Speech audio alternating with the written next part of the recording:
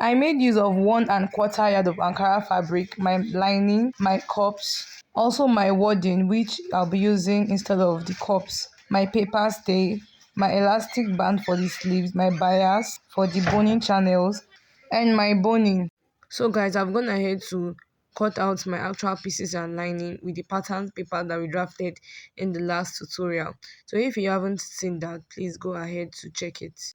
I left 1 inch of stitching allowance at the bottom, half an inch by this side, half an inch all the way around the cup and also at the edge. For the back, go ahead to leave half an inch all the way through. I've also gone ahead to iron paper stay to both my actual fabric and the lining to make it stronger. Keep the paper aside and now we're going to work on the cups. I'm going to use my patterns to determine how we're going to join the cups together. So guys, you just go ahead to arrange your patterns well. They are just going to match your patterns to that of the cups, making sure that they are both equal. Once they are equal, just go ahead to pin together. Now guys, the next thing I'm just going to do is to bring two cups together as seen. And I'm going to pin them all the way to the top and then make a stitch on that area. I'll repeat the same thing for the other cup pieces. Just go ahead to join them. So guys, after joining all the cut pieces together, this is what I have. Can you see how nice it's looking? It's looking really round. So this is because of the way we cut out our patterns. So I'm just going to be illustrating to us how to go about ironing this so it does not look flat. You first of all go ahead to make a notch at the middle, and then I'm just going to like turn this inwards as you can see me doing the video. Then you're just going to place it on your tailor's arm, and then I'm just going to iron. I have a tutorial on how I went about the DIY of making this tailor's arm. So this is how I went about ironing the area, and that is why I have this curved shape. I will just go ahead to arrange everything, arrange the lining and the actual cut pieces together because I want to go ahead to create the bias design that you can see on the cups. I'll just go ahead to keep the lining cups aside because I won't be working with them. So guys, from the tip of your cup, just go ahead to mark down 2.5 inches. I made use of 2.5 inches. So at the midpoint, I'll be marking my 2.5 inches. At the one going towards the middle, I'll be marking my 2.5 inches. And then for the one going towards the side, I'll also be marking my 2.5 inches. I will then go ahead to connect it together. I'll do this for the both cut pieces. So guys, after doing that, this is what I have. I'll just go ahead to place both of them together, making sure that the lines we marked are aligned perfectly. Now the next thing I'll go ahead to do is to use my bias. First of all is from the middle line that we join the two cups together. I'm going to place a bias from there to the point of where our where we mark down 2.5 inches. You're going to stitch down your bias at this place. Please, when stitching your bias on the machine, just make sure to follow the curved line of the cup. Don't flatten it. And then after I'm going to do that, I'm just going to place it across the line that we made. I will do so for the both parts and show you guys what I have. After attaching the bias to my cups, this is what I have. Can you see that the round shape is still maintained? We'll keep this outside to work on the other piece. So guys, I've gone ahead to create the lines that we can see as a design on this top. So first thing first, they're going to divide your top into two from the middle. You divide into two. Then from there, I'm just going to go in by your nipple to nipple measurement, which is 7 inches. So I divided that into two and that gave me 3.5, and I marked it on either side.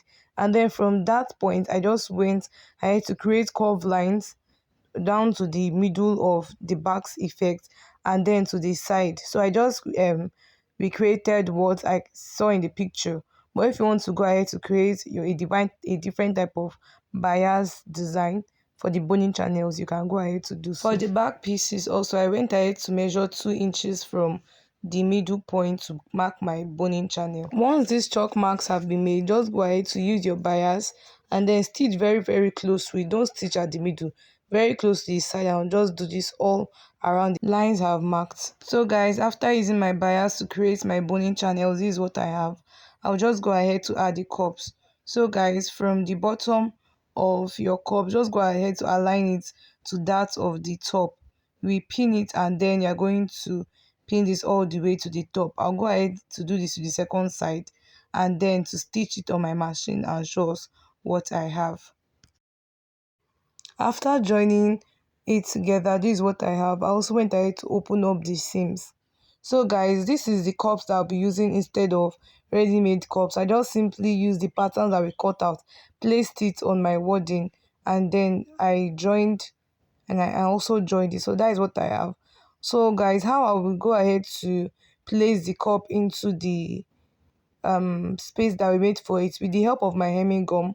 I will just place the hemming gum inside of, just as I have demonstrated just now. Also go ahead to join the lining the same way we joined the front piece. So guys, having joined the cups to that of the front piece, this is what I have, and this is what it's looking like in the back. Now the next thing I'll just go ahead to do is that I'm just going to go ahead to join both the front and the back pieces together. I'll go ahead to do the same thing for the back piece. You can also go ahead to pin it together so it can be easy for you. Now you're going to notice that my back piece has a modesty panel. Yes, this is optional. You can decide to add your modesty panel to it, or you can leave it bare. So guys, having joined the front pieces together, this is what I have.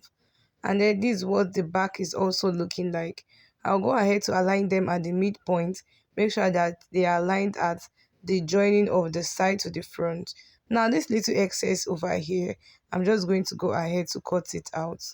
So guys, just go ahead to cut out any excesses that you have and make sure that they are equal. I'll go ahead to make a straight stitch at the top region. So guys, after joining, this is what I have. This is what the front and the back is looking like. Now the next thing we'll just go ahead to do is to insert our boning into it. So I'll just go ahead to take the measurement of what I have and then measure it on my boning, subtracting an inch from it, because remember that we added 1 inch stitching allowance to the down area. So I'll just subtract and then I'll just insert it. I will do this for all the boning pieces.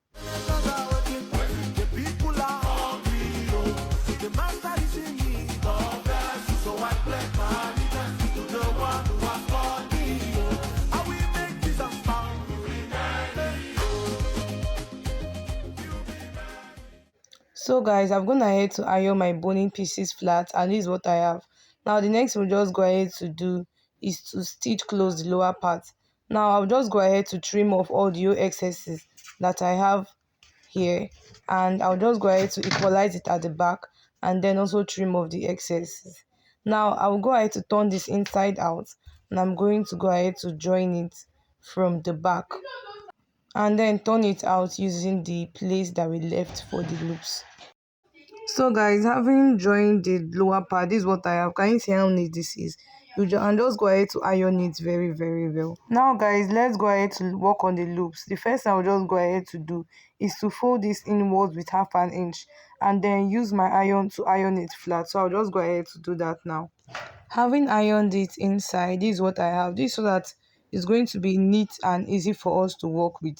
Now guys, I'll just use my measuring tape and measure 1 inch difference for my loops. So guys, after doing that, I'm now going to cut a loop that measures 2.25 inches, or you can just go ahead to cut 2 inches. It just depends on what you want.